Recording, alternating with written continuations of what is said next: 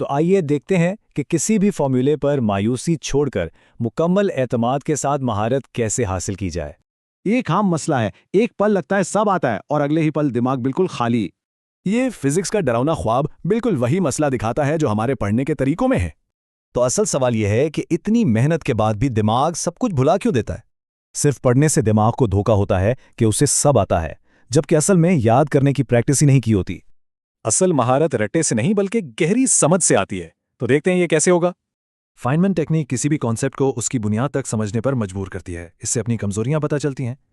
ये बात बिल्कुल साफ बताती है कि हमें क्या जहनियत अपनानी है। जो नहीं आता उसे मानना होगा। एक बार समझ आ जाए तो अब दिमाग को वो मालूमात फौरन याद करने की ट्रेनिंग देनी है। एक्टिव रिकॉल दिमाग की वर्जिश है, जबकि सिर्फ पढ़ना ऐसा है जैसे जिम के सामान को बस देख रहे हो।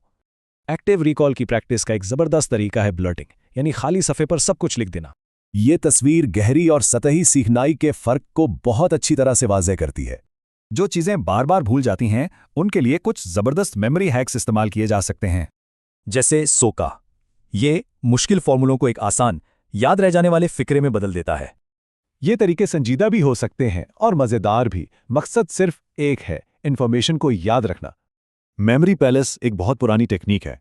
इससे बहुत सारी मालूमात को तरतीब से याद रखा जा सकता है।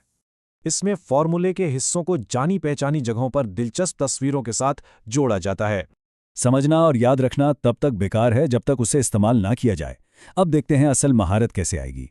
ये आसान आदतें कच्चे इल्म को एक पक्की और काबिल इस्तेमाल महारत में बदल देंगी।